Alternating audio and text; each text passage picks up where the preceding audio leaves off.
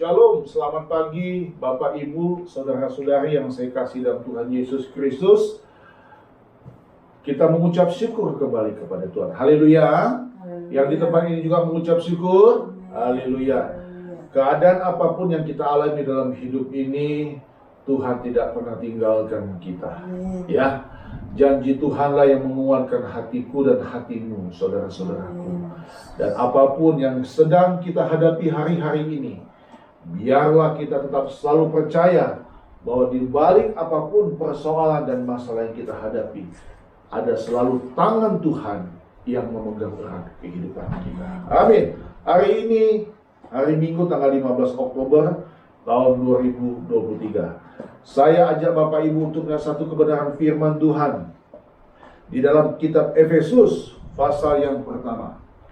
Mari sama-sama kita membuka Efesus pasal yang pertama, ayat 15 sampai ayat 23. Nanti ayat 19 menjadi ayat yang akan kita perbincangkan, kita bagikan, kita sharekan, dan kita renungkan pada pagi hari ini untuk menjadi kekuatan bagi hidup kita semua.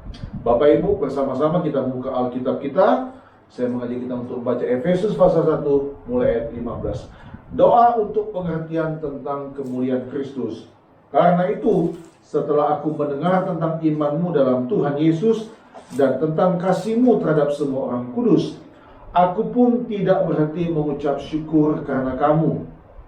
Dan aku selalu mengingat kamu dalam doaku dan meminta kepada Allah Tuhan kita Yesus Kristus, yaitu Bapa yang mulia itu, supaya Ia memberikan kepadamu roh hikmat dan wahyu untuk mengenal Dia dengan benar, dan supaya Ia menjadikan mata hatimu terang, agar kamu mengerti pengharapan apakah yang terkandung dalam panggilannya, betapa kayanya kemuliaan bagian yang ditentukannya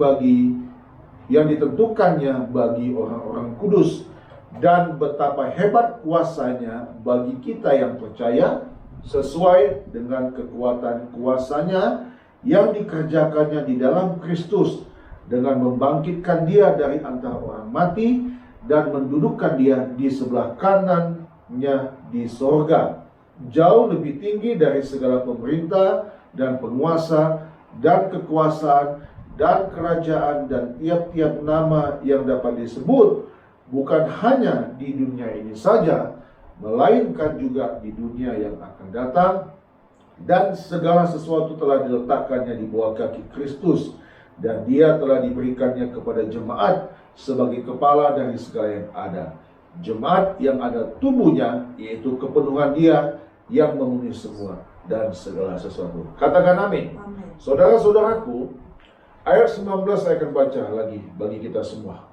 Dan betapa hebat kuasanya bagi kita yang percaya, sesuai dengan kekuatan kuasanya. Judul khotbah kita pada pagi ini, kekuatan kuasa Tuhan. Kekuatan kuasa Tuhan.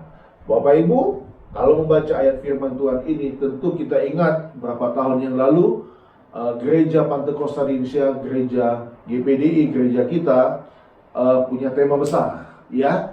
Tema besarnya diambil dari Efesus 1 ayat 19. Nah, saudara-saudaraku, kalau membaca ayat 19 tadi menyatakan betapa kagumnya kita kepada Dia. Bapak Ibu kagum tidak kepada Tuhan? Kagum tidak? Kagum. Iya. Dia raja di atas segala raja. Karya Yesus yang sempurna, tidak ada celah sedikit pun. Itulah yang membuat kehidupan kita tetap ada sampai hari ini. Saudara, segala sesuatu yang ada di alam semesta ini adalah ciptaannya semua. Kita patut bersyukur, berbangga hati. Kita mempunyai Tuhan yang maha kuasa dan maha dahsyat. Saudara, ini hal yang sungguh luar biasa. Saya akan membaca dulu, saudara-saudaraku, sebagai semacam kata pengantar singkat bagi kita semua, bagi Bapak Ibu yang menonton video khotbah ini, tentang suratan Efesus. Dalam surat Paulus kepada jemaat di Efesus, Paulus menekankan rencana Allah agar seluruh alam, baik yang di surga maupun yang di bumi, menjadi satu dengan Kristus sebagai kepala. dalam ayat ke-10-nya. Surat Efesus ini juga merupakan satu seruan kepada umat Tuhan supaya mereka menghayati makna rencana agung dari Allah itu untuk mempersatukan seluruh umat manusia melalui Yesus Kristus. Saudara, inilah yang membuat kita kagum kepada Tuhan. Bukan saja karya keselamatan Tuhanlah yang menjadikan kita berharga di mata Tuhan, tetapi rencana Tuhan untuk mempersatukan seluruh umat manusia melalui Yesus Kristus tentu tidak mudah, karena kuasa kegelapan akan selalu ingin menggagalkan rencana Tuhan yang mulia ini. Nah, saudara-saudaraku, sebagai anak Tuhan, sebagai warga gereja, sebagai orang percaya, sebagai pengikut Kristus, kita memiliki satu tanggung jawab besar dalam hidup ini untuk melaksanakan bagian penting di dalam kebenaran firman Tuhan pada pagi hari ini. Saudara, di awal tadi saya katakan kita kagum dan bangga. Kita patut bersyukur kita punya Tuhan yang Maha Kuasa dan Maha Dahsyat. Segala sesuatu yang ada dalam alam semesta ini, saudaraku, adalah ciptaannya semua. Itulah sebabnya Rasul Paulus menekankan, ya tadi saya sudah baca, menekankan rencana Allah agar seluruh alam, baik yang di sorga maupun yang di bumi, menjadi satu dengan Kristus sebagai kepala. Saya baca ayat 10 ya. Sebagai persiapan kegenapan waktu untuk mempersatukan di dalam Kristus sebagai kepala segala sesuatu, baik yang di sorga maupun yang di bumi. Nah, saudara lihat, tapi persoalannya, bumi ini, dunia ini dikuasai oleh kuasa kegelapan. Dan orang percaya hari-hari ini disibukkan dengan suatu hal-hal yang tidak membangun kerohanian. Saya tidak bermaksud untuk meramal atau menghakimi ya, tetapi saudara-saudara, kita sedih dan kita prihatin kalau justru kita yang terseret oleh dunia ini, bukan dunia yang ikut kita. Saudara, kita renungkan baik-baik ini, saudara. Rencana Allah yang agung, yaitu ingin mempersatukan seluruh alam ini menjadi satu dengan Kristus sebagai kepala. Dan itu dimulai dari gereja Tuhan. Katakan amin. Dan itu dimulai dari diri kita masing-masing. Saudara-saudaraku, peranan kita sebagai anak-anak Allah memiliki satu peranan yang penting. Kita tidak hanya cukup menjadi percaya dan menerima Yesus sebagai Tuhan dan Juru Selamat, tetapi peranan kita sebagai warga gereja, sebagai anak Tuhan, memiliki satu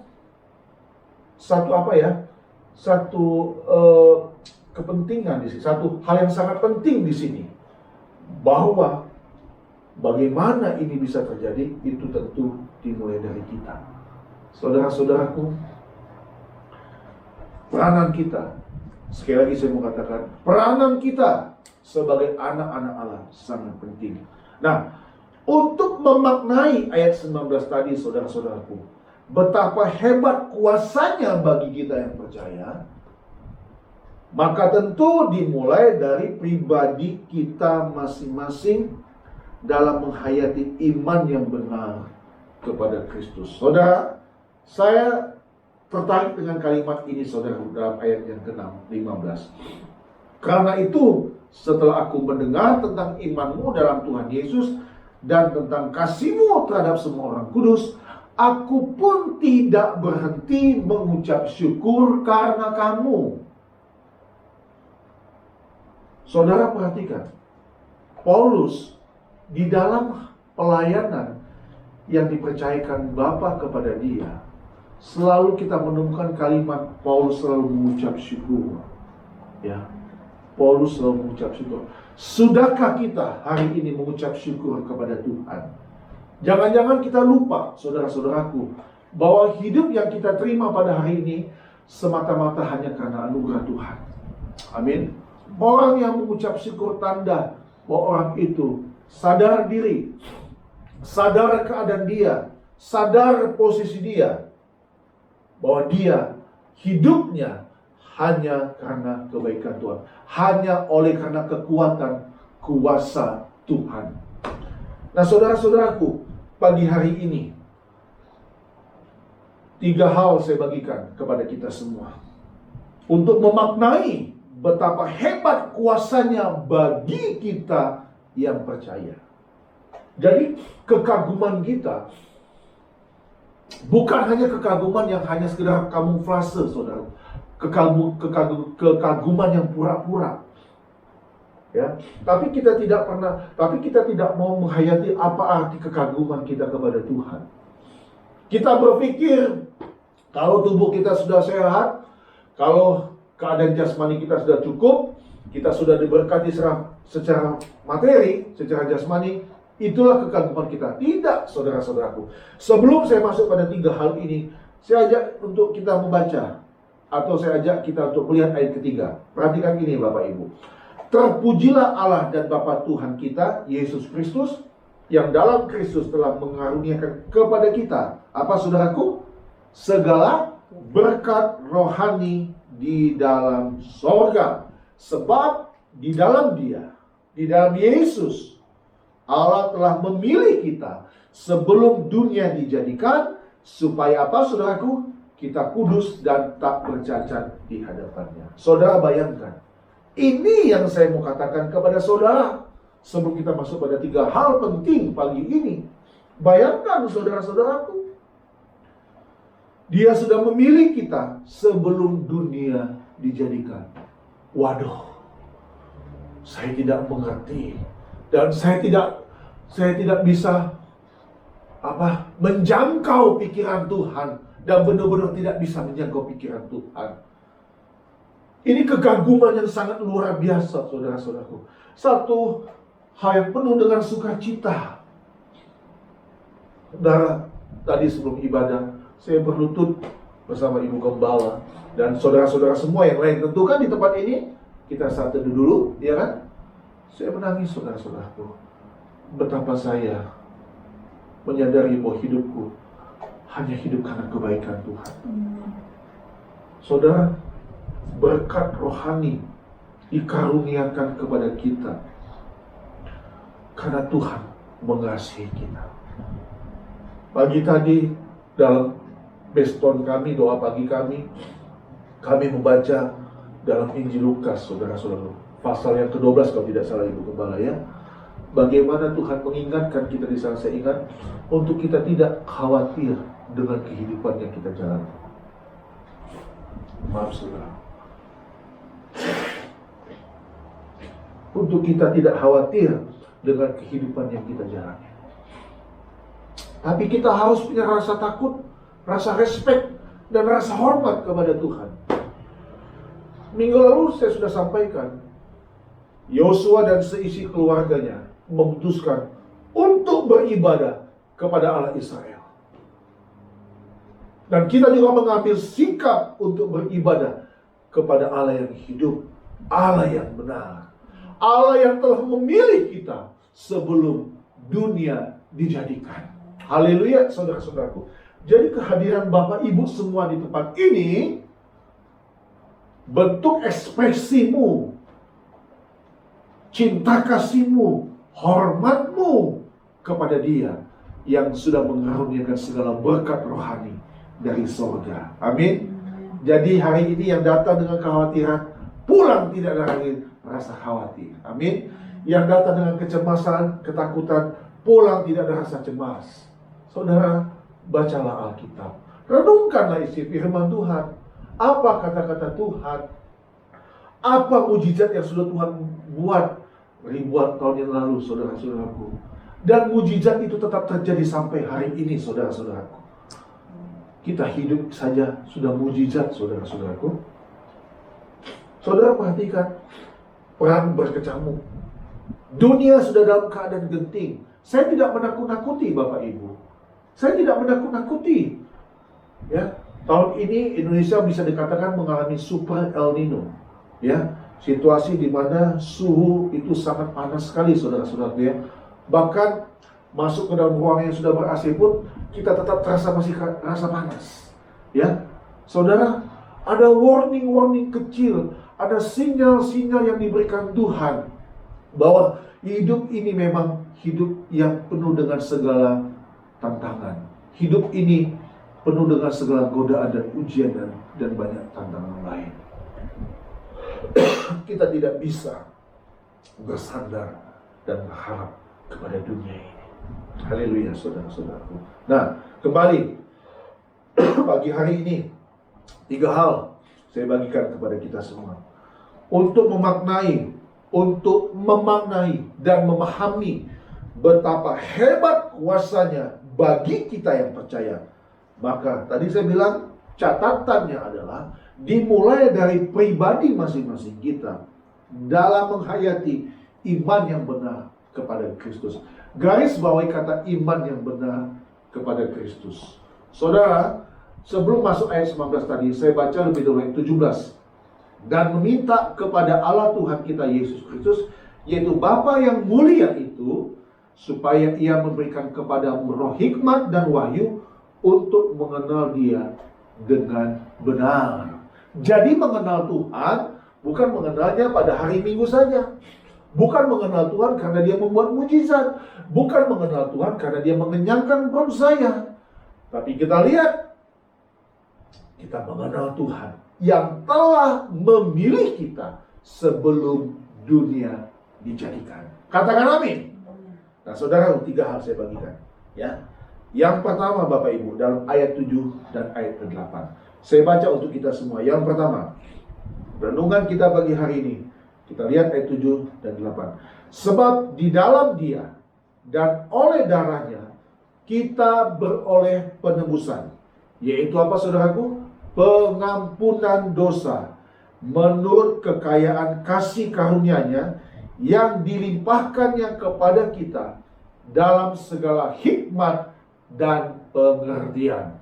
Yang pertama, karya keselamatan Kristus di kayu salib itulah bukti kekuatan kuasa Tuhan. Katakan amin, saudara-saudara. Karya keselamatan Kristus di kayu salib itulah bukti kekuatan kuasa Tuhan. Jadi kalau kita berkata betapa hebat kuasanya bagi kita yang percaya, tapi kita tidak mempercayai karya keselamatan Tuhan, itu sama saja omong besar. Saudara lihat ayat 7 dan ayat 8 tadi. Di dalam Yesus, oleh darahnya, kita beroleh apa, saudara? Penebusan. Yaitu apa? Pengampunan dosa. Saudara, kalau hakim dalam memutuskan suatu perkara, menjatuhkan vonis kepada terdakwa, ya,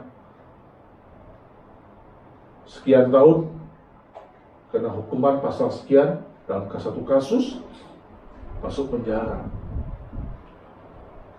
Tapi apakah itu menyelesaikan dosanya di hadapan Tuhan? Belum tentu.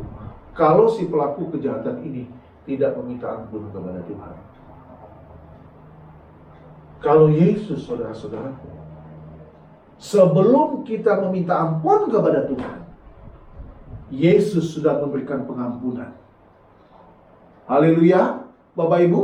Luar biasa enggak Tuhan kita? Luar biasa tidak? Amin.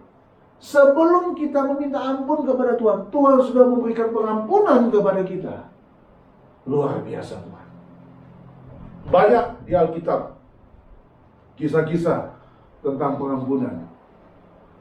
Inilah bukti kekuatan kuasa Tuhan. Ayat 8. Yang dilimpahkannya kepada kita dalam segala hikmat dan pengertian. Kita nggak ngerti, saudara-saudaraku. Kita tidak memahami. Tapi suratan Efesus ini, melalui Rasul Paulus, membuka mata jemaat yang ada di kota Efesus, hatinya terbuka. Dia mengerti karya keselamatan Tuhan. Kita tidak ada di sekitar area, di TKP, waktu Yesus mati disalibkan. Kita belum ada. Dunia ingin membelokkan peristiwa ini. Dunia ingin menyesatkan peristiwa ini. Tapi firman Tuhan tidak pernah kalah oleh kebenaran, oleh kesalahan. Firman Tuhan tetap adalah firman Tuhan. Dia adalah kebenaran. Itulah sebabnya yang pertama saya katakan, karya keselamatan Kristus di kayu salib, itulah bukti kekuatan kuasa Tuhan. Amin, saudara-saudaraku. Saudara pikir kita diselamatkan karena berbuat baik? Bukan. Kalau kita terus baca pasal yang kedua, semua adalah kasih karunia Tuhan. Kita ditebus dalam pasal yang kedua, saudara. Kalau saya mau ajak saudara untuk baca sebentar pasal kedua, Efesus 2 ayat 8. Sebab karena kasih karunia kamu diselamatkan oleh iman. Itu bukan hasil usahamu, tetapi apa, saudaraku? Pemberian Allah. Itu bukan hasil pekerjaanmu. Jangan ada orang yang memegahkan diri. Haleluya, saudara-saudaraku. Saudara, kerajinan kita di dalam Tuhan sebenarnya belum cukup untuk menunjukkan cinta kasih kita kepada Dia. Jadi hidup kita ini benar-benar total, setotal-totalnya, maksimal, semaksimal mungkin kita berikan yang terbaik bagi Dia. Saudara, saya banyak kekeliruan dalam hidup ini. Usia saya sudah 50 tahun. Banyak kesalahan-kesalahan pernah saya lakukan dalam hidup ini. Baik kesalahan yang disengaja maupun yang tidak disengaja. Mungkin banyak orang yang saya sakiti. Saya meminta maaf. Saya memohon ampun. Kepada Tuhan terutama, saya pribadi mungkin belum maksimal melayani Tuhan. Pengabdian saya belum terlalu maksimal di hadapan Tuhan. Saya sedang mengejar itu, Bapak Ibu. Dan mari Bapak Ibu yang saya kasihi, kita bersama-sama melayani Tuhan. Kita berkata betapa besar kuasa Tuhan, betapa hebat kuasa Tuhan. Kita diajak untuk melihat peristiwa 2000 tahun yang lalu di Bukit Golgota, kematian Yesus di kayu salib. Kematian yang menebus dosaku dan dosamu. Kematian yang membuka hati kita untuk menerima berkat sorgawi dari sorga. Amin, saudara-saudaraku. Kalau soal kesehatan, soal makan minum, orang dunia pun mengupayakannya, saudara-saudaraku. Tapi kalau untuk keselamatan, itu hanya bisa diupayakan oleh kasih karunia Tuhan. Dalam pasal kedua tadi yang kita baca, itu pemberian Allah. Sehingga kalau dalam bahasa Inggrisnya dikatakan the gift of God, pemberian Allah, cuma-cuma, alias gratis. Kalau sudah bicara ini, saudara-saudaraku, saya tidak bisa, saya sulit untuk menahan air mata saya. Nah, saya menyadari betapa saya ini belum mampu, belum bisa menyenangkan hati Bapa. Terlalu banyak yang saya lakukan yang mungkin tidak sempurna di mata Bapa, tidak berkenan di mata Tuhan. Saya juga pagi tadi saya berdoa, saya berlutut menangis kepada Tuhan, menyembah kepada Tuhan. Saya memohon ampun buat segala apa yang saya lakukan dalam hidup ini yang belum menyenangkan hati Tuhan. Saudara, bukti kekuatan kuasa Tuhan, lihatlah karya keselamatan Kristus di kayu salib. Kita diselamatkan. Catat ini, kita diselamatkan. Yang kedua, saudaraku, ayat yang tadi sudah kita baca, saya baca kembali ayat 15. Karena itu setelah aku mendengar tentang imanmu dalam Tuhan Yesus dan tentang kasihmu terhadap semua orang kudus, aku pun tidak berhenti mengucap syukur karena kamu, ayat 16, dan aku selalu mengingat kamu dalam doaku. Saudara, yang kedua, hidup mengasihi Tuhan dan sesama, itulah respon akan kekuatan kuasa Tuhan. Amin. Katakan amin, saudara-saudaraku. Kita kagum dengan karya Tuhan. Kita bangga. Kita terharu sekali, saudara-saudaraku, bahwa Tuhan sudah memilih kita sebelum dunia dijadikan. Kita pun tidak berhenti berdecak kagum dan terharu karya keselamatan Yesus di kayu salib. Tapi kita tidak boleh berhenti di sana. Yang kedua, saudaraku, hiduplah mengasihi Tuhan dengan sungguh-sungguh dan mengasihi sesama manusia. Itulah respon akan kekuatan kasih Tuhan. Katakan amin Bapak Ibu. Itu respon kita. Saudara, sambil mempersiapkan diri kami untuk masuk dalam ibadah, kami membiasakan diri suka mendengar khotbah-khotbah secara online. Dan ada beberapa kalimat yang perlu saya juga bagikan oleh pengkhotbah dalam handphone yang kami dengar, saudara-saudaraku. Jangan kita menyimpan kemarahan, jangan kita menyimpan kebencian dan dendam dengan sesama kita. Itu yang saya dengar, yang saya bagikan, saudara-saudaraku. Karena kalau menurut saya, kalau kita masih menyimpan kemarahan, kita masih menyimpan dendam dan kebencian dengan sesama kita, maka kita tidak mengakui, kita tidak merespon akan kekuatan kuasa Tuhan. Kuasa Tuhan mampu melepaskan segala hal seperti begitu, saudara-saudaraku. Kenapa? Itulah yang dibuat oleh iblis, oleh si jahat itu, saudara-saudara. Dia merasuk pikiran kita. Tadi istilah dari Ibu Gembala bagi kita apa? Ada instal lama yang harus dibuang, ya kan? Ini harus dibersihkan kayak sampah, saudara-saudaraku. Sampah. Kalau kita punya smartphone kan ya, file kita sudah penuh misalnya, catatan kita sudah penuh, atau ada video-video yang lama yang harus dihapuskan, karena itu membuat daya kerja handphone agak lemah. Kita harus hilangkan itu. Saudara, bagaimana dengan daya kerja kita? Bagaimana dengan daya kreativitas kita, daya inovasi kita? Ada potensi dalam diri kita, bisa meledak untuk hal yang positif. Tapi potensi itu terpendam dalam diri kita. Kenapa? Karena selama ini kita hanya sibuk dengan teori mengatakan, tapi kita tidak melakukannya. Lihat kata Paulus, setelah aku mendengar tentang imanmu dalam Tuhan Yesus, perhatikan imanmu, kasihmu kepada Tuhan, dan tentang apa saudaraku? Ayat 15, tentang apa? Kasihmu terhadap semua orang kudus. Aku pun tidak berhenti mengucap syukur karena kamu, dan aku selalu mengingat kamu dalam doaku. Saudara-saudaraku yang saya kasihi, izinkan saya dalam segala keterbatasan saya, dalam segala kekurangan saya, dalam ketelodoran saya, kekilafan saya mau katakan, hubungan kita dengan Tuhan harus beres. Tapi hubungan kita dengan sesama manusia pun harus juga beres.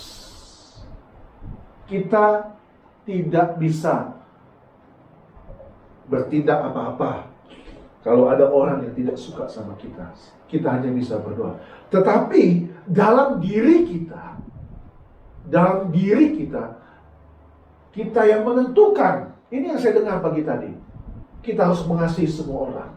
Tapi kalau kita baik kepada orang lain, dan orang itu tidak berbuat baik seperti diri kita kepada dia, itu pilihan hidup dia. Pilihan kita jelas, mengasihi sesama manusia. Amin, saudaraku. Mari kita menginstal ulang hati kita. Haleluya. Ya, kita mau mengupdate diri kita. Kita membersihkan segala racun-racun dalam diri kita, saudara-saudaraku. Kita membuang itu semua sehingga kita bisa berkata, Tuhan, betapa hebat kuasa-Mu. Amin. Kuasa Tuhan yang memampukan kita, saudaraku, untuk mengampuni sesama kita. Kalau bukan Tuhan, yang ada kejahatan, kita balas sama kejahatan. Saudara, lihatlah Yesus. Saya selalu mengajak kita semua untuk berkaca kepada Yesus. Lihat, sampai titik yang paling rendah sekalipun, Yesus tetap berucap, ampunilah mereka Tuhan. Mereka tidak tahu apa yang mereka lakukan. Haleluya. Yang ketiga, saudara-saudara, sebagai penutup, ayat 9 sampai dengan ayat yang ke-11. Saya baca untuk kita semua, ayat 9 sampai dengan ayat 11. Perhatikan ini, saudara-saudaraku. Sebab ia telah menyatakan rahasia kehendaknya kepada kita, sesuai dengan rencana kerelaannya, yaitu rencana kerelaan yang dari semula telah ditetapkannya di dalam Kristus sebagai persiapan kegenapan waktu untuk mempersatukan di dalam Kristus sebagai kepala segala sesuatu, baik yang di surga maupun yang di bumi. Maaf saudara-saudaraku, ayat 11-nya, aku katakan di dalam Kristus, karena di dalam Dialah kami mendapat bagian yang dijanjikan. Kami yang dari semula ditentukan untuk menerima bagian itu sesuai dengan maksud Allah yang di dalam segala sesuatu bekerja menurut keputusan kehendaknya. Yang ketiga, Bapak Ibu, melalui kehidupan kita, rencana agung Allah harus dijalankan. Haleluya, saudaraku. Haleluya. Melalui hidup kita, melalui saya, melalui Ibu Gembala, melalui Bapak Ibu yang hadir di tempat ini, melalui Bapak Ibu yang menonton video ini, rencana agung Allah itu dijalankan. Yang tadi saya sudah sampaikan di awal tadi, saudara, yaitu di dalam Kristuslah sebagai kepala Dia menyatukan segalanya, baik yang di surga maupun yang di bumi. Saudara, jangan tidak ada di sana posisi kita. Posisi kita adalah posisi yang sentral. Perhatikan kata-kata saya. Posisi kita, posisi yang sangat menentukan.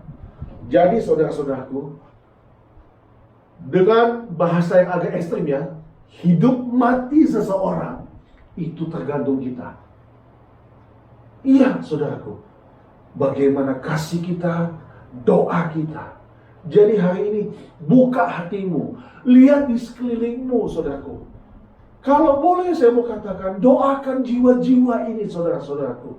Siapa saja yang saudara jumpai, entah itu keluargamu, orang tuamu, sanak familimu, siapa saja, mau dia sudah Kristen maupun dia belum Kristen. Karena banyak juga orang Kristen yang hidupnya jauh dari Tuhan, saudara-saudaraku.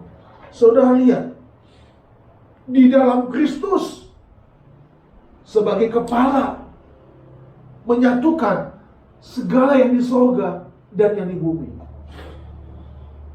Saudara, di kitab Efesus ini kita menemukan panduan, ya, panduan yang sangat penting bagaimana hidup dalam rumah tangga.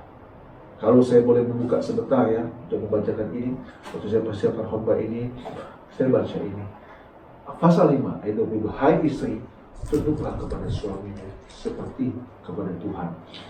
Ayat 25, hai suami, kasihilah istrimu sebagaimana Kristus telah mengasihi jemaat dan telah menyerahkan dirinya baginya. Saudara-saudara, jadi ini dimulai dari diri kita dan ini dimulai dari keluarga dulu. Haleluya. Haleluya saudara-saudaraku. Saya dan istri saya mulai kembali menyatukan hati, mulai kembali menyatukan visi dan misi, mulai kembali menyatukan kasih Tuhan. Selama ini kita mungkin tidak mengerti ini. Setelah saya membaca firman Tuhan, saya mengerti Tuhan, terima kasih. Pada akhirnya Alkitab juga yang menyadarkan saya, saudara-saudara. Firman Tuhan yang menyadarkan saya. Tentu ada masukan dari istri. Tentu ada dari perenungan yang saya renungkan sendiri, saudara-saudara.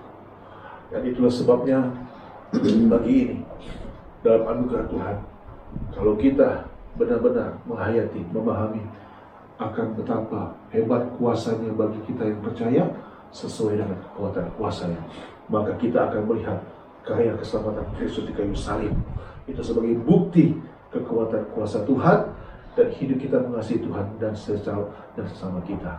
Itulah respon kita akan kasih Tuhan, akan kekuatan kuasa Tuhan, dan melalui hidup ini saudara-saudaraku, rencana agung Allah dijalankan. Saudara, kita ada di posisi yang sangat penting. Amin. Posisi yang sentral. Haleluya. Dunia ini tergantung doa kita juga, saudara-saudara. Sekarang ada perang berkecamuk di Israel. Kita berdoa. Kita tidak bisa ke sana. Tapi saya percaya melalui doa kita, Tuhan mendengar. Apa pergumulan hidup kita? Ekonomi mungkin agak sulit. Kita berdoa. Kita berdoa. Kita melakukan apapun yang bisa kita lakukan, yang bisa kerjakan untuk menolong sesama kita dengan apa yang Tuhan percayakan kepada kita. Tapi jangan pernah lupa, ya, kasih Tuhan, hidup dalam kebenaran Tuhan. Dan kalau tadi saya ingin mengutip apa yang ditulis dalam ayat yang keempat, sebab di dalam Dia Allah telah memilih kita sebelum dunia dijadikan supaya kita kudus dan tak bercacat di hadapannya. Ini yang penting, saudara-saudara. Ya, ini yang juga penting. Jaga hidup kita, jaga hati kita. Tuhan menolong kita semua. Ya, apa yang sudah Tuhan berikan di hati dan pikiran kita dapat kita kerjakan untuk menyenangkan hati Tuhan dan jadi berkat, bermanfaat bagi sesama kita. Tuhan Yesus memberkati hidup kita semua. Terpujilah nama Tuhan untuk selama-lamanya. Haleluya. Puji Tuhan.